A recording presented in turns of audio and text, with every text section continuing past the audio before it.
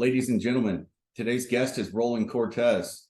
Roland is a long-term hunter and a long-time guide. He's been guiding in Arkansas or Louisiana for over 27 years, duck and goose hunts. Throughout his hunting experience, he has placed in many duck and goose calling competitions. Despite his long tenure, he's just as passionate about duck and goose hunting as he was the day that he started. So without further ado, please join me in welcoming today's guest, Mr. Roland Cortez. Roland, welcome to the Fowl Minds podcast. Man, thank you for having me on tonight.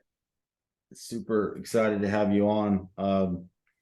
Man, I know we were just talking a little bit before the podcast. I guess let everybody know where you're from and where you're from, where you live, and we can get into the rest here in a sec. Well, my name's Roland Cortez. I'm from Thibodaux, Louisiana, which is about 45 minutes south of kind of southwest of Baton Rouge, and I'm a little bit northwest of New Orleans. I'm right at the top of Lafourche Parish, and man, I'm smack dab in the middle of coon ass country. Cool. My mom's side of the family, they said, my mom always told me that they were from Louisiana, but I never knew what part. And then I looked it up and traced it back to Avoyelles Parish. Avoyelles Parish. For 7 generations, for as far as I was able to track back. So Mansura and Sims, I think, are the 2 towns that they lived. Yeah, I'm not too familiar with a lot of the towns up in Avoyelles Parish, but my family has been where I live at since 1776. So I have a pretty long history of I've got kind of a Spanish descent.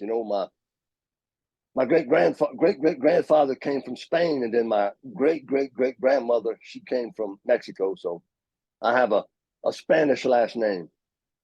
That's cool. Yeah, that's a neat family history. So yeah, that interests me. So you might be proud to hear, you said you're in coon ass country. You might be proud to hear that I just recently won a crawfish eating contest. So come on now.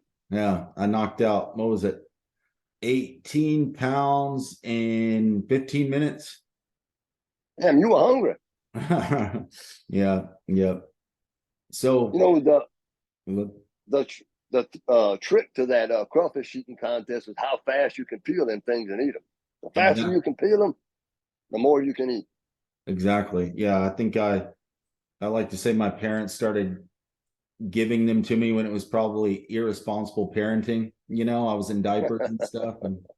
But anyways, enough about me. So you started in Louisiana. You still live there now, is that right? Yes, I still live in the same place I grew up. My mother, where I grew up, is 3 houses down. I live 3 houses from my mom and dad. So I grew up, my whole life in one area.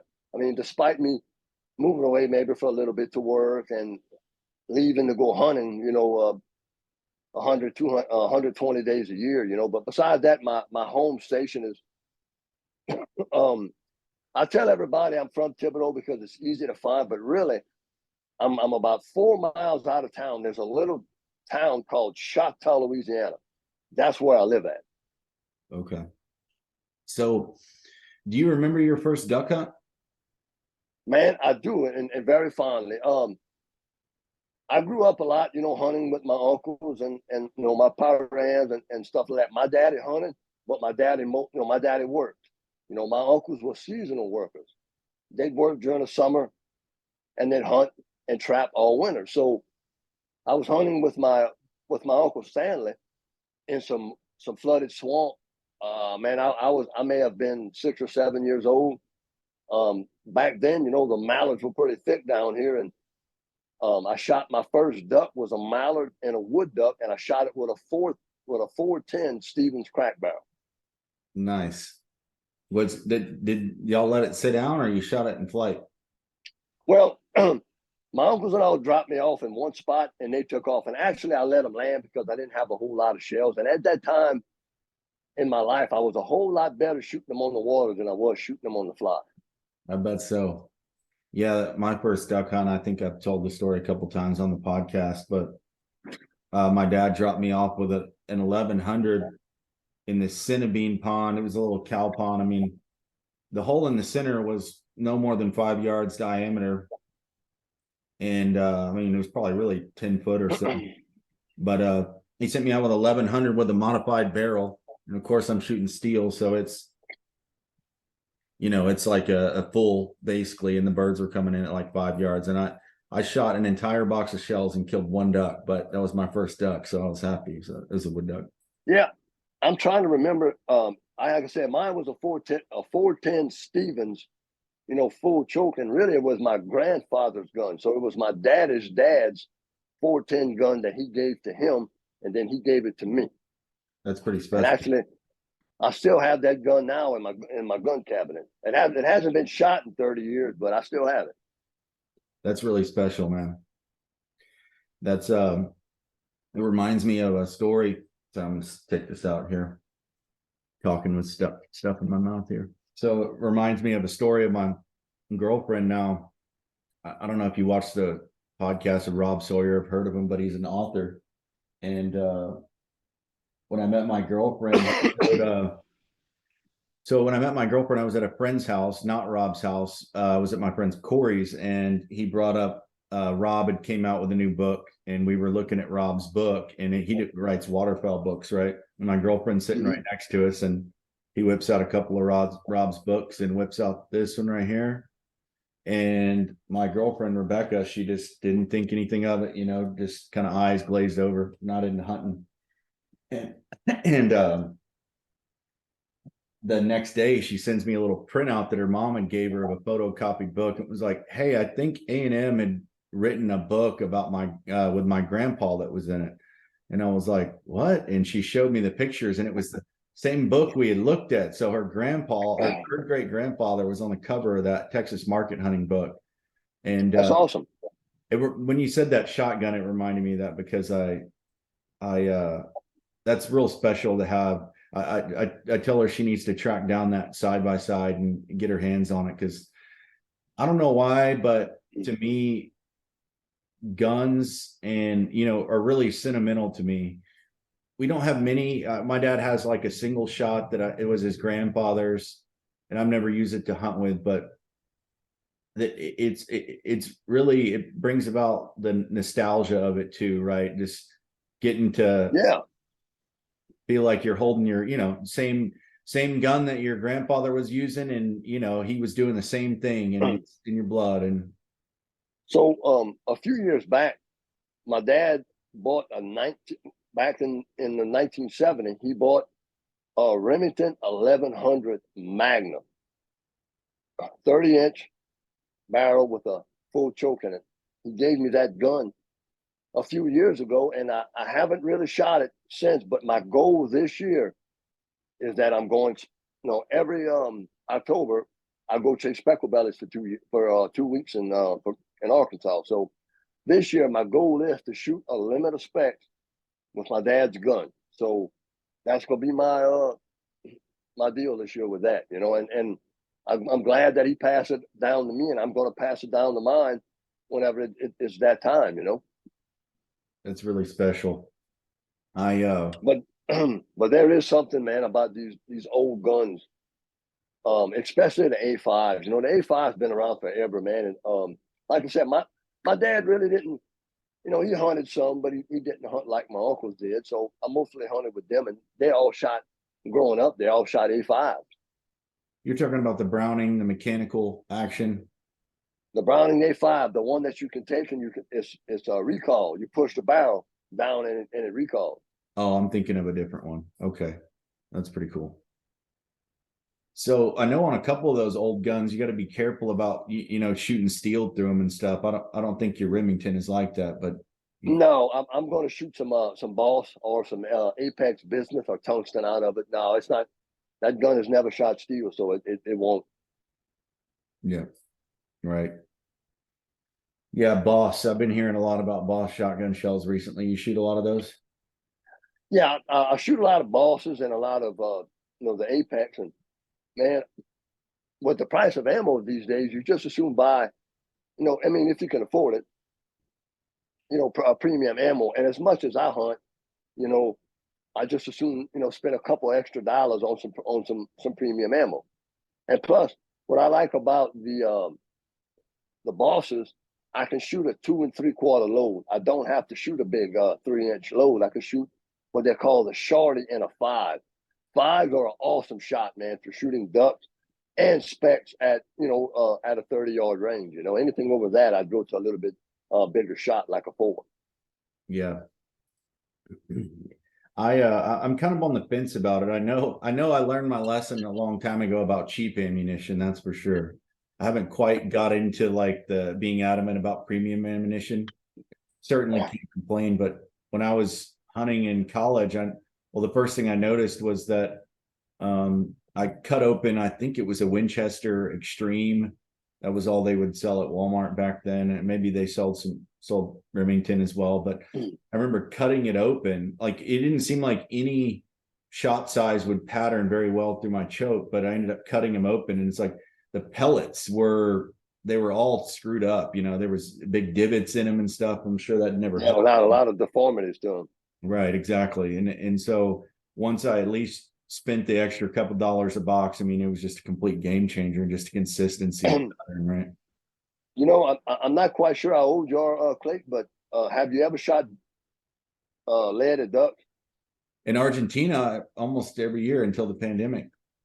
So, that bismuth and that tungsten TSS, it's exactly like shooting lead, man. So, you got less cripples. You don't have to shoot. You ain't got all that recoil, man, in a big shell. There's no need for 3.5. I mean, I haven't shot 3.5 in so long. I really couldn't tell you what it is, but like I said, I just like the shorties, which is a 2 3/4, number 5 or number 4. 5s are deadly, man, on a duck. I mean, if you put that duck in 40 yards, I mean, you're pushing almost 300 pellets at it. Right. Yeah. So, I mean, I rather, like I said, I love them. I mean, that's pretty much what I shoot, most of the season. In fact, I got to start ordering my season shells now. That was crazy last year, wasn't it? I mean, hopefully you ordered them early last year, because well, the year before that, I had a good load, so I only ordered some 20 gauge ones. But yeah, I was getting kind of low at the end, and I had to end up shooting steel shot back again because I ran out of 20 gauge. But this year I'm going to stock up on them real good. Yeah, there you go. Me too. So that, I feel like that segues a little bit into what we were wanting to talk about next, which was your guiding experience. Tell us a little bit about that. Well, I guess right about 94, 95, I was working for a private club right here by my house. It's like a hunting club, just taking people hunting from New Orleans, and I stayed like that all the way till right about 2010. And then I decided that I wanted to venture out. Well, let me backtrack a little bit. So before that, I got an offer through a mutual friend to go guide in Virginia. He had a friend that had some prime property in Virginia. So I left Thibodaux, Louisiana, drove 23 hours to Virginia, and never had a clue on hunting the Atlantic Flyway. So I hunted there for a year, decided I wanted to go to Arkansas. So I spent the last 11, 12 seasons guiding in the Stuttgart area. And then the last 2 seasons, I've been in Northeast Louisiana, not far from Monroe. So I've been guided probably 25, 26 years, hunting, 120 days or however many days I can hunt. Yeah. So you do, is it predominantly duck, or you do a lot of spec hunting as well, right? I do a lot of both. Usually Halloween weekend, early spec opens in Arkansas. So I'll go up to Arkansas for 2 weeks. When it opens up in Louisiana, I come back to Louisiana, and then I stay in Louisiana all the way till the end of January, guiding there. But in between that, I'll venture off to in between splits out. Like this year, I usually go to Texas, Oklahoma. It just depends what my guiding schedule lets me, how much time I get off guiding. Okay. So when you're venturing out, are you just going to friends' places and hunting, or booking hunts, or public hunting, or? No, I mean, mostly invites. You know, I've been in the, you know, the hunting business for so long that I've got a lot of friends that reach out to me. Hey, man, why don't you come hunt with me? You know, or come blow your call for me or stuff like that. And I'll just go buddy hunting with them. I mean, they may be guiding the trip, but I'm just fun hunting. Right. Okay. Yeah, that's a good deal. I guess you've been doing it long enough. You got enough connections where that's not really an issue. Yeah, I don't hunt much public land anymore, man. I may hunt I mean, 4 or 5 days a year public land. You know, up, you know, either in South Louisiana. You know, most of my teal hunting I do is either it's on public down here, but I do have some private spots that I go hunt. But most of the time when I venture out, like we've got some public land where I guide at in northeast Louisiana that I hunt, but we have enough ducks on the farm that we manage that I mean I don't really have to venture out too often from where we're at. Yeah, public duck hunting in Louisiana, and I've done a little bit of public duck hunting in Louisiana, mostly on the coast before uh, I guess they made it illegal to hunt in the marsh. Or but they basically privatized, I guess the word is, the marsh down there, where they basically they a bunch of landowners grouped together and made some kind of argument that there was so much soil erosion and they were losing so many acres to soil erosion a year. Right. And they, yeah. So anyway, People that own the water, right? That has a lot to do with it down here. Around here, if there's water in the marsh, yeah, you can't go in it. People think they own the water, you know, everywhere. So yeah, so you got to consider everything private, man. If it's not a navigable waterway, better consider it private because you will get runoff. right. Yeah, I mean, hell, even well, I'm sure you know this, but I know like around like Lake Charles, Lake Calcasieu, North Lake, or what is it called, West Lake or whatever. It's like all Yeah, that marsh back there past the waters is, you know, it's navigable, but they still consider it private. But yeah, the yeah, because it's a state law. The federal law, I think they say that what they own the bottom, or I can't remember. yeah, But yeah, a good rule of thumb is if you float it, you can boat it.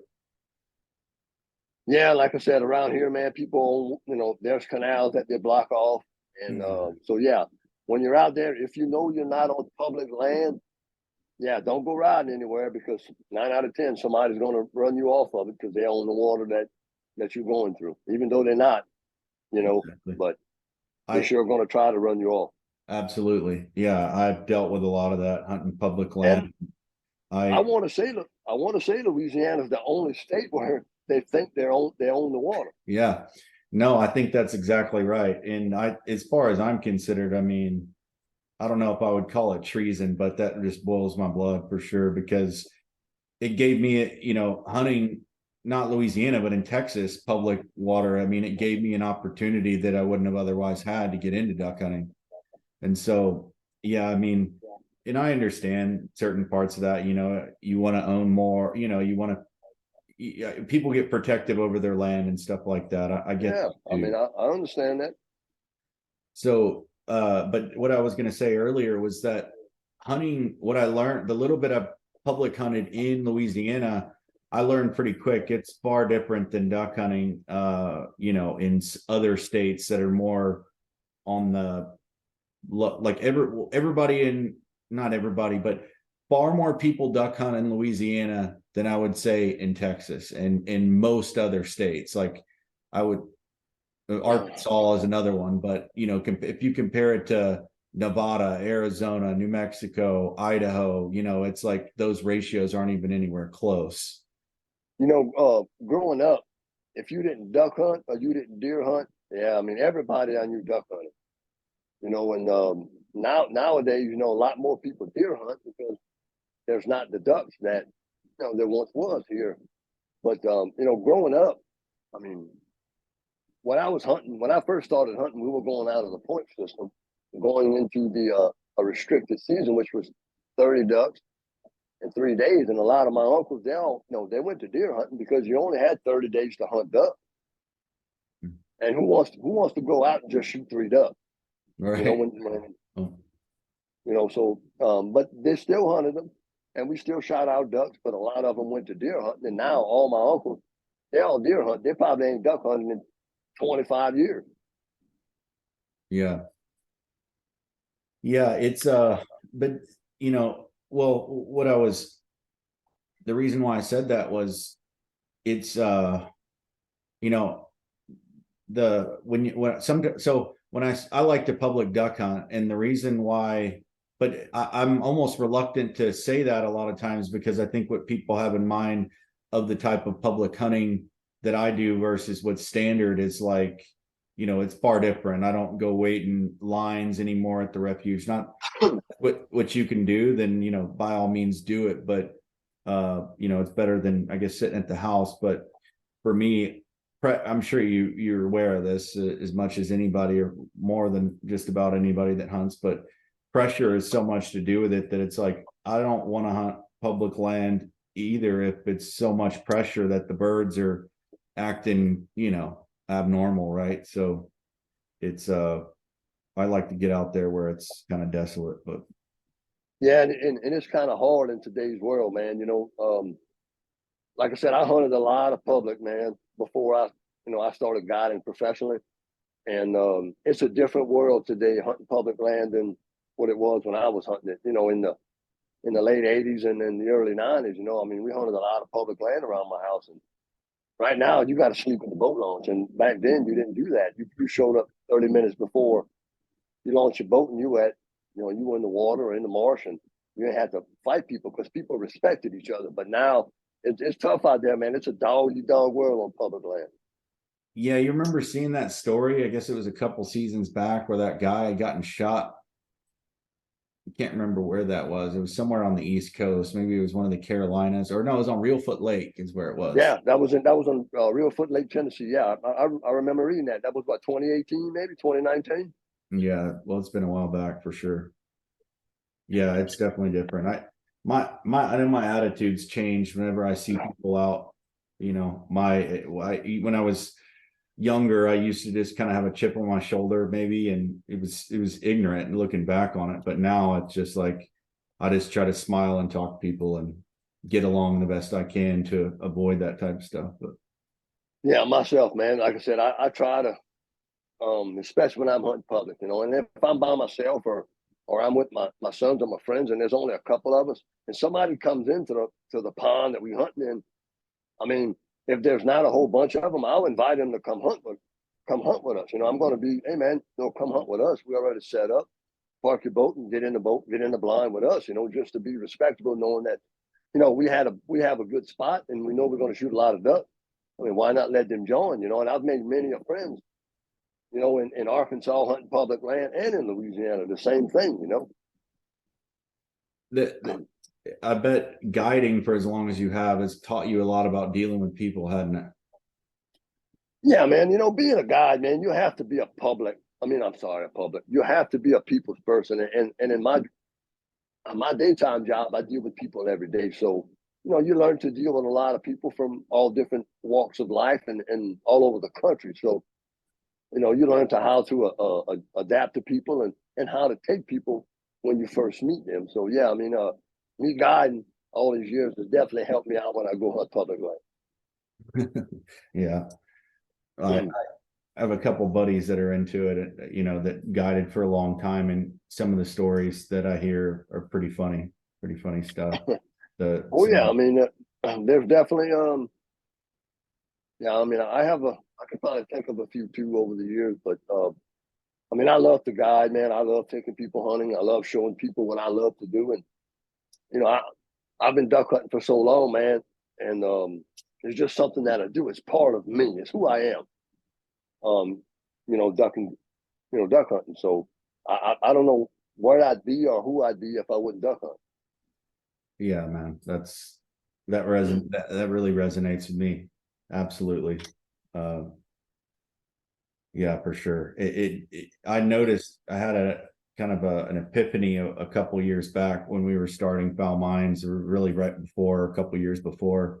I started to venture off into different things, through the years, and then it all came back to me that I realized that everything that I'm interested in all rooted from duck hunting. So, And everything that I do in life revolves around duck hunting. My work revolves around duck hunting. I sacrifice now I ain't gonna say I sacrifice work because work lets me take off but everything revolves around it, even work, man. I work and then I hunt. So everything revolves around duck hunting, man. Everything that I do in life. Yeah. Yeah. People, I don't know, maybe other people experience this and I'm just kind of blinded by it, but it seems like in duck hunting, you meet people that are like yourself that, it's like, exactly, it's 24/7 duck hunting, even when it's not duck season. Yep. I mean, it's 365 days a year for me, man. It's ducks, decoys and dogs. That's pretty much what it does all year, we either working on the land for ducks, managing ducks, working dogs, decoys, I mean, it's a nonstop deal whenever, it's not duck season. So you're always getting ready for it. And, I enjoy it. Like I said, I've met so many great people in this sport that has helped me get to where I'm at today. So, I mean, and all I try to do, Clayton, is pass it on, man. I have children of my own that are old enough to hunt on their own, and I'm hoping that what I taught them, they're going to teach to their kids and then to people that they meet out in this world, and I've been fortunate, man. If you hear me a lot, I talk a lot. Said I do different podcasts with different people. I always say this, man. I'm living the dream because this is what I do, man. I mean, I ducks are what I do, and I'm just living it. What got you into the calling part of it, or the competition calling part?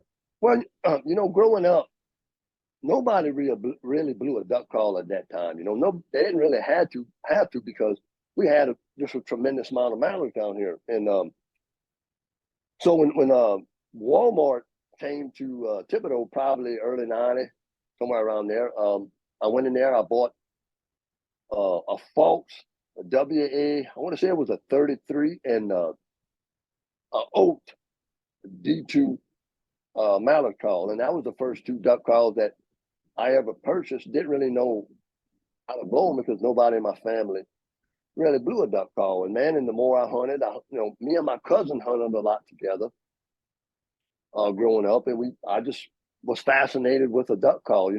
My daddy raised ducks pretty much all my life, and I listen to them ducks and I try to mimic them. So, when I started, I learned how to blow a duck call like that, and then there was no YouTube or nothing at the time, so I listened to records.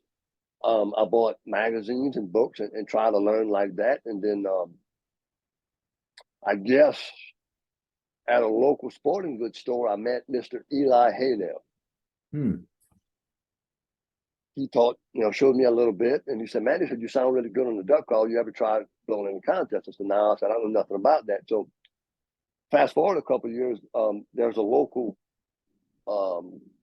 ballroom around here that does a duck calling contest, and that was probably '97. The local stuff.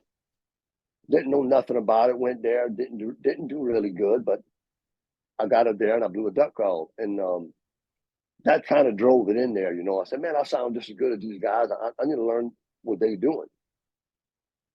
So I started there, and then I just started blowing in as many contests as I can, which I wasn't. I was just on a little local level. At that time we had a lot of local contests here, just little mom and pop stuff, nothing big. And then I heard about the Louisiana State Duck Calling Contest, which that would have been 1999, I think it was. So didn't know nothing about Main Street calling. I went up there. I think I was dead last, but didn't know nothing about it. So I started doing some research, and I called the Chamber of Congress in Stuttgart, got a VCR tape of the world. I want to say it was the 1999 world. Went there, watched it, started learning how to put a routine together. And then I needed another duck call because the duck call I had wasn't performing. So I went to Walmart. Walmart had, at the time, Echo had just come out with the poly call. Went to Walmart. I bought a poly timber, a $20 call, had on the back, Echo call with Rick Dunn. So I called Rick Dunn up on the phone, talked to Rick, told him what I wanted. He'd help me over the phone, learning how to put a routine together. And went from there, and it took me quite a few years to learn how to build the routine. But once I got it built, I started competing more, started um, going, more than one round in a contest, and started getting really, really good. And it wasn't till, and it took many years, for me to really hone my skills, but I didn't really get over that hump until I met a man called Butch Richenbach. So I met Butch, and then from there, man, I just got better and better. And Butch pushed me to be a better duck call operator. And I mean, pretty much everything that I've accomplished in duck calling, I kind of owe to Butch, because Butch and Rick Dunn, because they helped me so much learning how to blow a contest call. Yeah, that's awesome, man. So since then you've also gotten into some spec calling too, right? Yeah, I've never really blew in a world spec, but yeah, I mean, I blew in a few spec contests, but spec hunting, I probably need to blow in more spec calling contests, but most of the time I'm either judging them or helping out in the contests. But I need to dabble a little bit more into spec calling contests. Okay. So, yeah, that's really interesting. So what's like the best you've done on a duck calling? Well, I guess for the listeners, what is I know a little bit about it, but a routine for a competition call, not like not meat calling, but how does a routine go for? So I'll use the world, Main Street calling. Main Street calling, you have 90 seconds, a routine. You have to do a hail call, a greeting call, a feed call, a comeback call, and then you have your closeout. You have to do all that in 90 seconds, and then it has to flow together. And so you have 5 judges behind that panel, and they judge you on a scale. So first round, they'll score you 70, 80. If you make another round, they'll score you 80, 90. And on that third round, if you make it another one, they'll score you 90 to 100, which 100 being the best. And you got 5 callers, they'll throw out your lowest score and your highest score, and then you'll get your score from the other 3. Okay.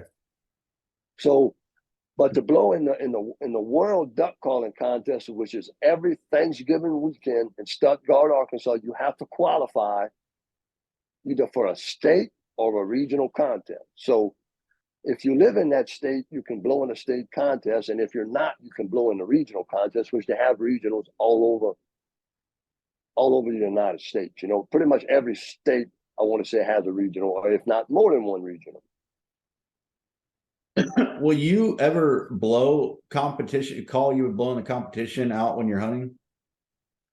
In some situations, if you're hunting a lot of traffic ducks where you have to hail at them a lot, you need that loud call. Yeah, I mean, you can. I mean, I've done it before on the White River bottoms, where you have to grab them ducks' attention when they're real high. You need that screaming high ball. And a lot of times, my contest call, I can get real ducky on it too, but you just got to learn how to control your air and make your duck call quiet. So, but yeah, I mean, I've used my a contest call to duck hunt with, and I still know a lot of people today that duck hunt with a contest call. Like you say, I think one thing that's maybe overlooked is that it is, you really said it right there, but for those listening who maybe don't know this, it's like you have to focus on making that call quiet when you want it to, right? It's like not necessarily the best thing in every situation when you're just trying to hit them with. I'm sure you probably witness a lot of that on public land hunting, high pressure areas. It's like you just hear people highballing and stuff that, I mean, it just, first of all, ducks that I don't know, but yeah, just situations where they shouldn't scare and duck. A rule of thumb, man, like I said, you ain't got to highball every duck you see. You let the ducks dictate what they want to hear. So if the ducks are coming to you and they're already coming down, their feet down, don't pick up your duck call, grab your gun. But as soon as that duck doesn't do what you want it to do, or it veers off, it goes out your spread, and you give him a little comeback call to try to get him back online. But if that duck's doing what you want to do without calling at him, don't call. Because when I'm hunting, I try to call as less as possible. I only give that duck enough that it needs. That's it. That's a great way of stating that for sure. I've learned that through the years too, right? It's like you learn how to call, and then you get excited about it and you want to use it, and then it's almost like you do it too much. And then I kind of went through a phase where I just wanted to not call at all, even knowing how to call. I mean, not on a competition level, but just let them just sit and not see what they do, because you're like, you realize that you start to realize when you sit and watch them, instead of blasting at them, that, or just blowing the call at them rather, that, they do just, I guess it's just good to watch how they work without a call. And like you said, I think that's very accurately stated. It's like, don't blow at the duck's coming at you, let it do its thing. Then, it turns and it's going away. And then, you probably follow this principle too. I know I do, but I'll call at them, give them a little bit, see if they're going to turn. But if they keep going, I'll call at them for quite a ways, even if they look like they're flying off. Because I've had, a couple comeback calls later or whatever, 5 later, all of a sudden they turn and come back. A lot of times I'm very aggressive on the duck call. When I do call at them, I'm very aggressive, man. I blow at them, and I'll hit them licks and I'll stay aggressive on them. But when I do call them, I want to get their attention real fast. I want to get them down as fast as possible. So I'm just an aggressive caller when I have to be. And like I said, I try not to call a whole bunch. Once I get their attention, I'm going to stop and let them tell me what they want to do. And as soon as they're not doing what I want them to do, I'm going to call them, give them a call, and I want to get them back online. So you're aggressive in calling, in that, in your calling itself, but not necessarily aggressive in calling too much. And, that's right. Right. Yep. And, learning, all them years of contest calling and practicing, blowing a duck call, man, has shown me that I can run a duck call from top to bottom. So it doesn't matter if it's a Main Street call, a open water call, or a timber call. I learned how to blow a duck call from top to bottom. So I can, I can take any duck call and get it as quiet as I need to get it. So, I'm a one duck call person, man. I like one duck call that does it all. So I learned how to blow a duck call, from top to bottom. And most people that blow in contests, they can run that duck call from top to bottom, man, without a problem. And that helps you a lot. Now, when people say, well, how does it help your duck calling? Well, it teaches you how to blow that duck call. So, you know what notes to blow, or when to blow it, and how to run it when you need it. So, you can get real quiet on it. You can get them subtle quack to finish it. Yeah. It's like you develop the control, right? That's right. And, you learn how to control that call. So, and like I said, I just don't use a bunch of duck calls, man. I bring one duck call, one spec call when I hunt, and that's it. I just don't like all that stuff hanging on my neck. Right. And then, so your primary call, is it anything special, or is it just something that No, I mean, I've got some duck calls that are sentimental to me, but I don't really hunt with them anymore because they're kind of, but no, I mean, they're just an everyday duck call you can buy on anywhere. And same thing with my spec call, I mean, I tune them for me. So, I mean, I just like them. Yeah. That's one thing I could benefit from learning from you, is tuning a duck call. I've bought a couple, expensive calls in my life, but that was, I don't want to say it ruined me, but I realized that it's, like you said, it's more in the caller than the call itself. I mean, obviously, you can't blow through a paper towel roll and make it sound like a duck, but within reason, you can, if the call's not raspy enough, you can make it more raspy with your voice. And I just really bought, after doing that when I was 16 or 17, all these people go and buy all these fancy calls and, own 20, $200 duck calls, and I'm still with the same damn calls that I had, when I was in college, And I get that same question, Coach. Man, what duck call should I buy? And I'll tell you what I recommend to everybody, bro. Go get you a Haydale DR85, and that's all you need. If you want to just kill ducks every day, sound like a duck, the duck's built into it, man. All you can do is go spend $23 on a Haydale duck call, bro, and that's all you need. You'll kill. I love to know how many ducks I've shot in my younger years with a Haydale duck call, and still today. I mean, I still have. I've got some DR85 that's probably 25 years old. I don't hunt with them anymore, but you could pick it up and blow, and it'll sound exactly like a duck. And exactly. That's what I tell everybody. If you want one duck call, go to Academy, Walmart, anywhere that sells duck calls, and you pick you up a DR85, and that's a wrap. You don't need another duck call for the rest of your life. That's well stated as well. Saying, I was about to say, you can pick, like you said, a Haydale's call and sound good, but really the most accurate way to say it, which is what you said, you can make it sound exactly like a duck, right? With that call. So why would you need anything else? Anybody could pick one up.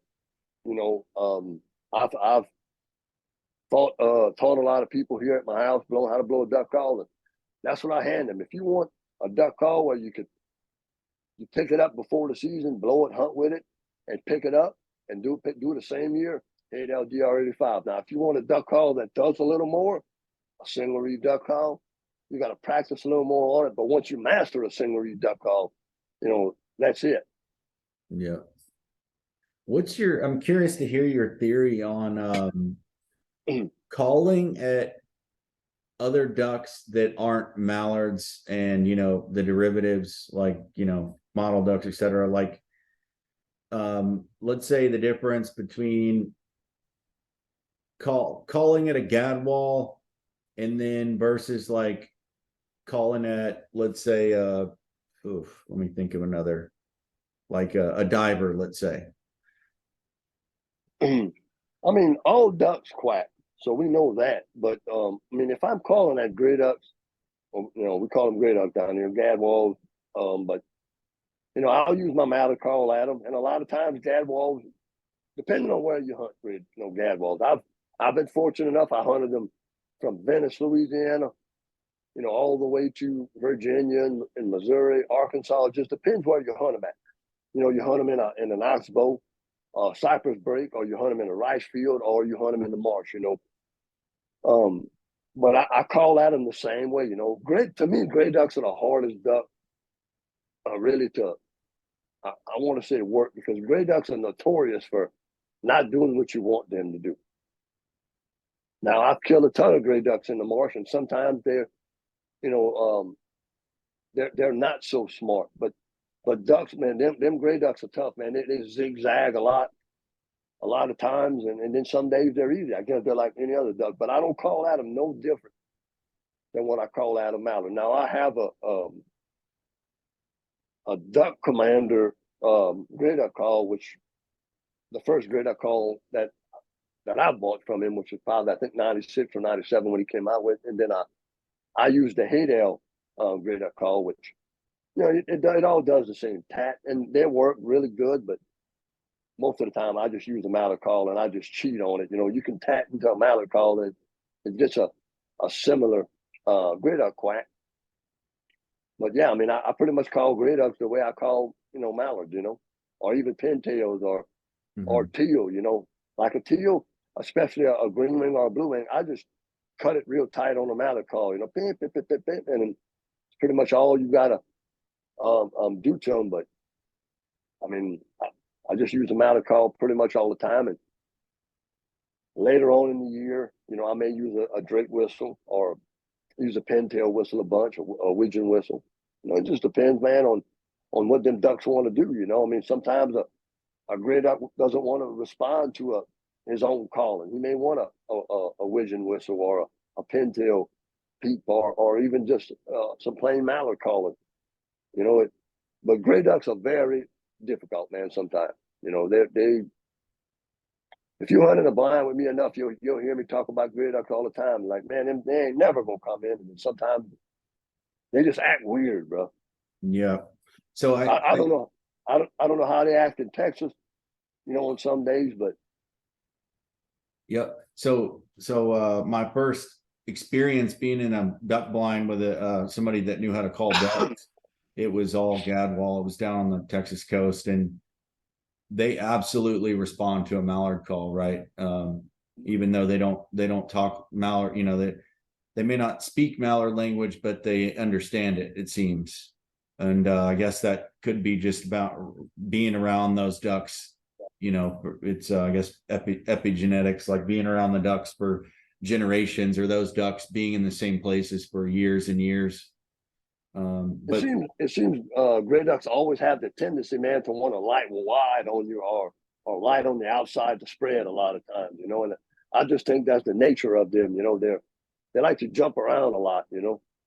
yeah, I've been the last couple years, I think my perspective is a little bit skewed, because the last couple years I've hunted some cooperative gadwalls. I haven't really targeted gadwall that much, but yeah, we've had some. I think our first episode in season 1, we hunted a pond with some gadwall, and that was that the wind changed directions, and we didn't change the direction of our blinds, but we were shooting them in the back at, like, I don't know, 15 yards, 10, 15 yards. But yeah, they're an interesting bird.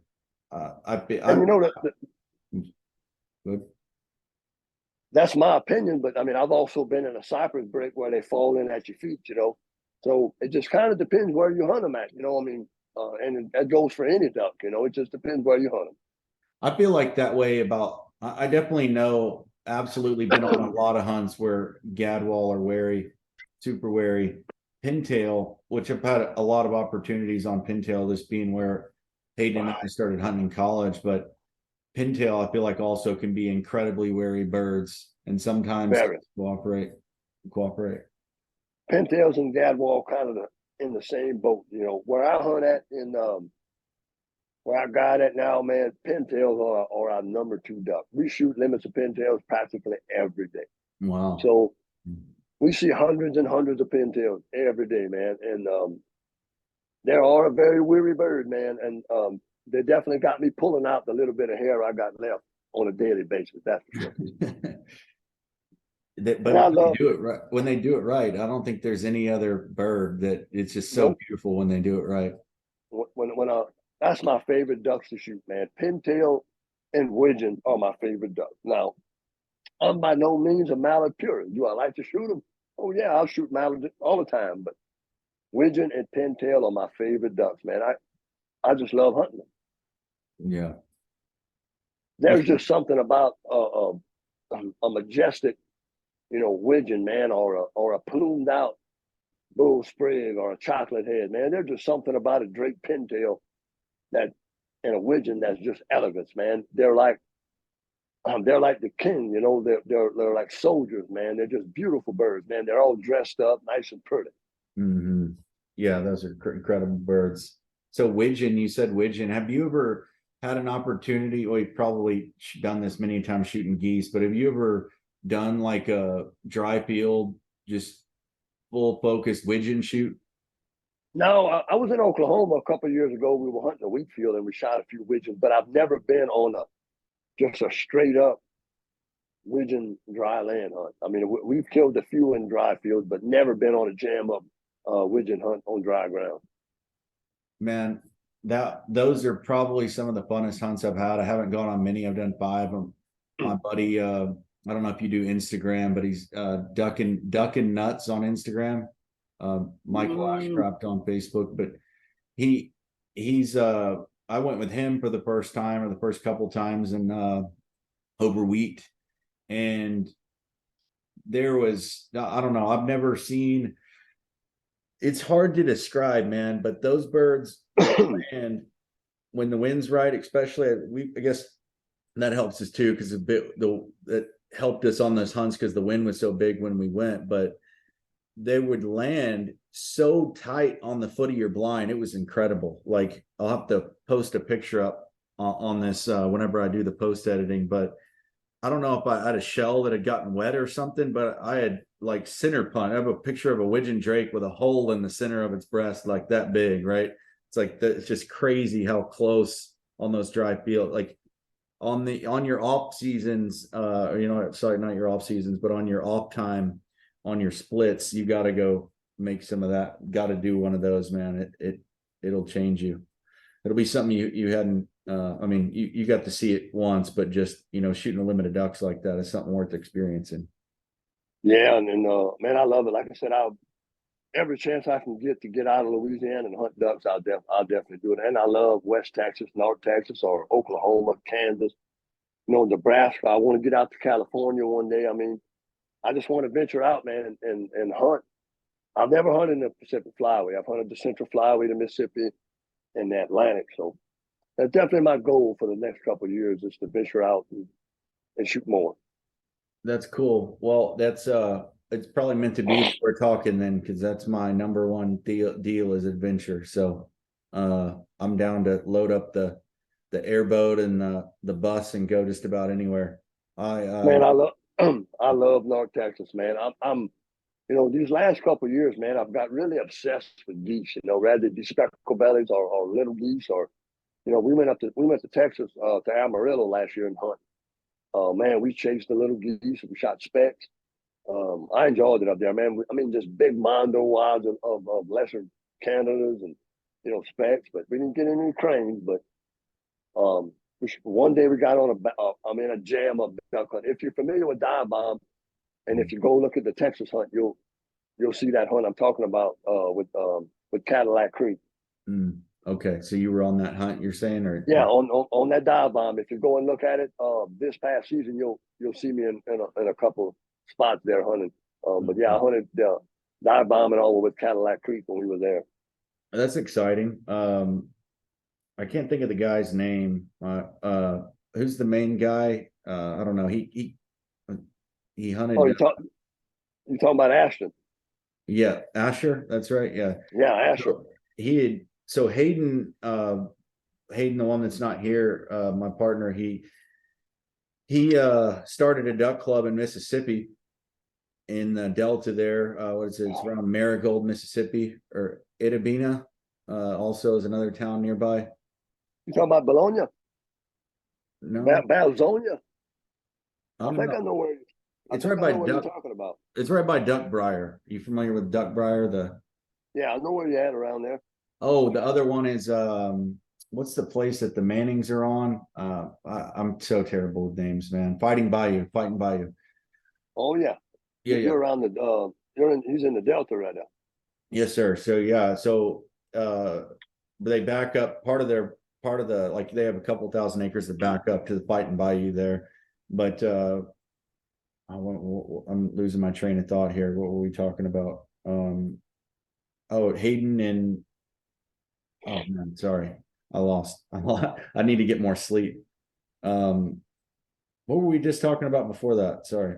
We were talking about Asher with. Oh yeah. So yeah, that's right, Asher. So I guess him and Hayden had talked, and he had sent his camera crew down there, and a big front blew in, and it got like froze. I think they ended up going on one hunt. Asher didn't make it down, but the rows had froze and the birds had moved out. They didn't have enough the water moving to keep the water from freezing up, and it did. So it didn't work out, but that's really cool. You probably got to hunt with a lot of other cool people too, I'm sure, huh? Over the years, yeah. I mean, guiding, man. I mean, yeah. I mean, I've hunted with some pretty, hunted with some country singers and some state state representative, like maybe a governor or something like that. Yeah, I mean, I've been. You didn't go out with David Duke, did you? No. I wish I'd have been part of that. Yeah,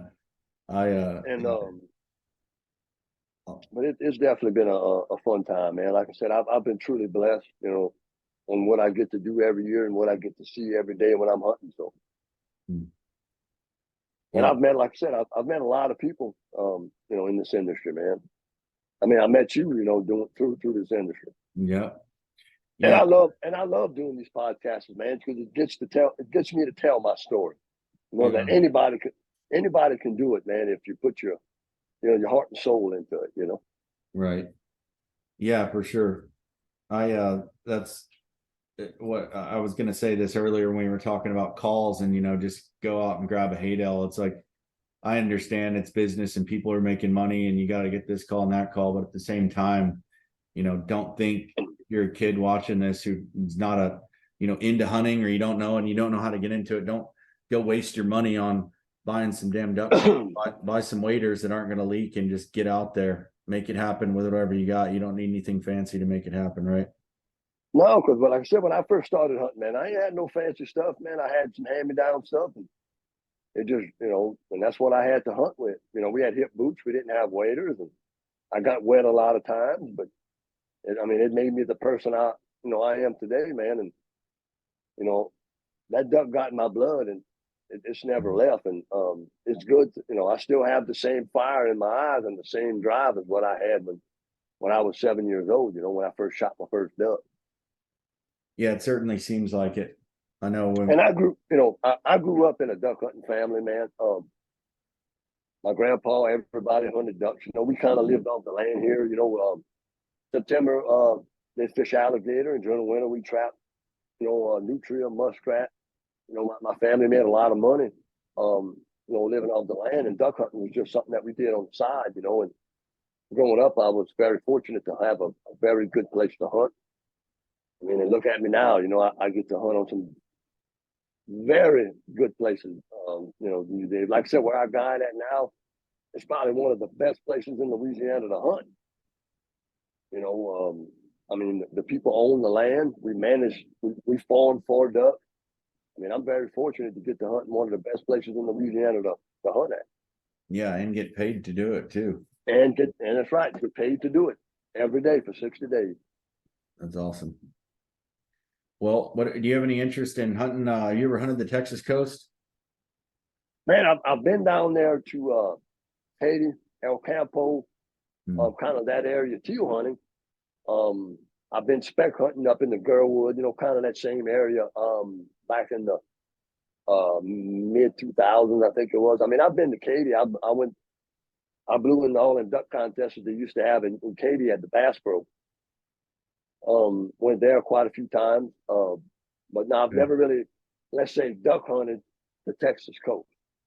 Yeah, they call, I guess, El Campo the coastal prairie, right? But yeah, it's that's my favorite place to hunt, I think. But when I say Texas coast, I mean anything south of Port O'Connor. If you look at, when you get off the podcast, if you look at Port O'Connor, anything south of, or Seadrift, Port O'Connor, then all the way down to Port Isabel, all that is a good area to hunt, just because there's not a lot of pressure. You got to get in the boat and drive quite a ways, but it's worth it when you get out there. It's peaceful, and it's just there's no other place like it in the U.S. That's for sure.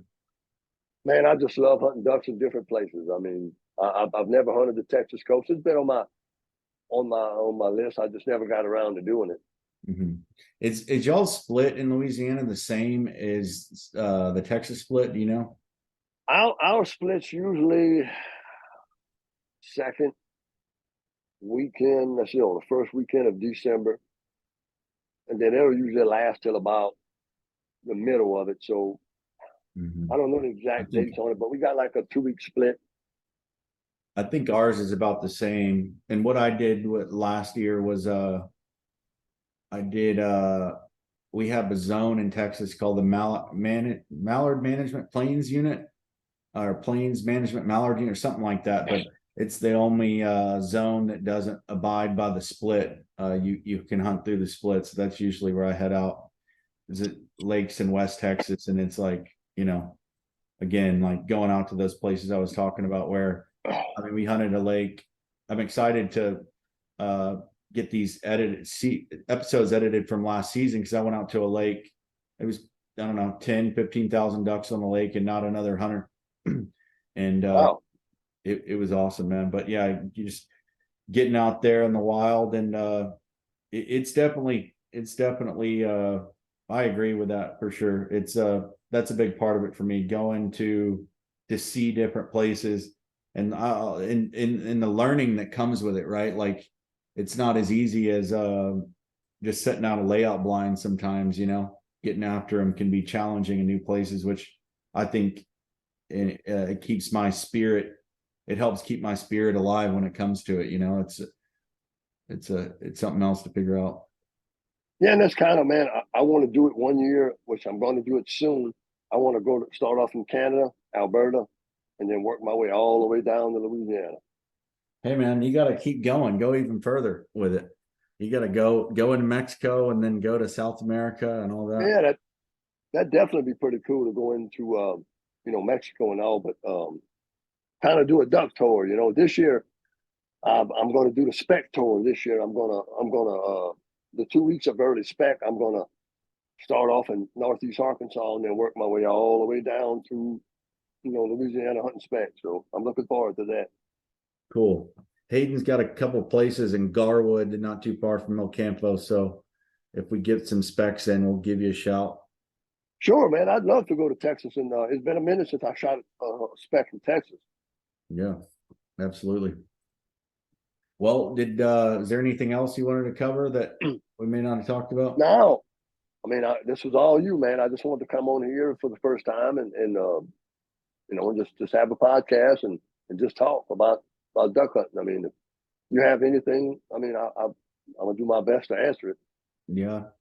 No, I mean that pretty much answers it. You're a interesting fella. You pretty much dedicated your life to it. So I would say you're just as worthy as anybody is coming on here, and I appreciate you taking the time to do so. Man, I appreciate you having me on, and I love doing this kind of stuff. I love teaching everybody or showing everybody the lifestyle that I live. And I have a lot more stories and a lot more stuff to definitely do more of them.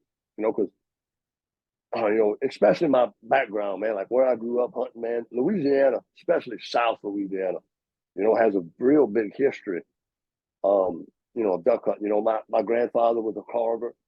He carved his own duck decoys, and his father before him. And I don't carve decoys anymore. But he did that for a long time, and duck hunting's been in my family for a long time. But it's not just duck hunting. Alligator hunting. Nutria, stuff like that. My commercial fishing. Man, we've done all that down here. Pretty much my family, and a lot of people like to hear them type of stories. Yeah, absolutely. Yeah, I'll have to get you back on sometime to talk about maybe some decoy carving stuff. I got a good buddy. Yeah, thank you much. My grandpa kind of made. Watch, I'm gonna show you one. This one here is a scout. Let me see. You may have. Nope, I got the date underneath it, but he carved different for me. And this is more of a hunting style, decoy. It doesn't have a whole lot of presentation to it besides the hunting. But he mostly did hunting type of decoys. But this one here is a scout, and we call them dogries down here, bluebills. But a lot of people in the French, they call them a dogrie. But this here is more of a hunting style. This is what you used to hunting decoy. But I've got some prettier ones inside. But he never, he didn't really get into the fancy carving decoys. He kind of stuck with just Right. hunting style decoys. That fine detail is cool, but it's not really required to shoot ducks, right? You got to be practical about it. Yeah, and I mean, he mostly made a lot of diving decoys because that's pretty much what he hunted. Back in his day, you can shoot 10 divers, so he'd rather go shoot the divers like scout, redheads, canvasback, and that's kind of pretty much what he hunted a lot of, and so that's pretty much what he carved. But I mean, I've got some mallards. I've got a Canada goose he did, and I think I've got a pintail maybe, How ducks and stuff how like old that. is that scalp, do you think? Man, he probably maybe 95, maybe. Usually he writes the date underneath it, but I don't have a date. I know the ones inside my house. I have about a dozen of them in my house, and he's got the date on them. That's cool. What's the oldest decoy you think you got? I don't really have probably 91, 92. That's the oldest one. I Yeah. don't really have none of his older ones. I wish I had the early stuff. Right. Right on. Well, cool, man. Yeah, like I said, you'll have to come back on sometime. And Sure. I mean, just let me know. And then just let me know whenever you want to do it again. Now that I got this format with my phone and all that stuff, it'd be a you lot gotta easier. figure it out. Yeah, figure it out. But yeah, we can break it down into however you want to do it. You know, we can do some duck calling segments or whatever. You know, I'm game for anything. If anybody wants to learn from me, I'll be glad to teach Yep. How can everybody reach you on social media? you. So if you're a Facebook person, you can just look me up at Roland Cortez. I'm on there. Instagram, Duckman70301. That'd probably be about the two most ones to find me up on, and I'm pretty easy to get a hold of on social media. I mean, if anybody needs help duck calling, spec calling, hit me up there, and I'll try to help y'all out as much as I can. Cool, man. Really appreciate it. Yeah, most importantly, we if we can make it happen, let's do some hunting together. Sure, and maybe next time we could talk a little bit, like I said, about some duck habitat. We farm for ducks a lot where I'm at, and marsh soil, stuff like that. We can maybe talk a little bit about that, and then whatever else. I mean, I'm game for anything, man. Yep, but we'll have to make sure that Hayden's on for that one. That's what he's passionate about, is the farming for ducks. So I watched this morning. I watched the Rusty Creasy one, and I'm pretty good friends with Rusty, and Rusty has a nice place up there. yeah, that sounds pretty cool. Yeah, I want to go check it out sometime. That seems like the place to be. Then that part of Arkansas. Oh yeah, up in there. Like I said, I got it in Stuttgart, man, for I don't know 11, 12 years, and yeah, I've had some phenomenal hunting there, but over the last couple of years, I don't know, last 10 years maybe, or a little bit less. But the duck hunting up there is just not what it used to be. But a lot of it has to do with pressure and weather. Yeah, I'm sure you recognize these pictures back here. My 3D printer's in the way, but I got Claypool Reservoir. Oh yeah, you got old Claypool.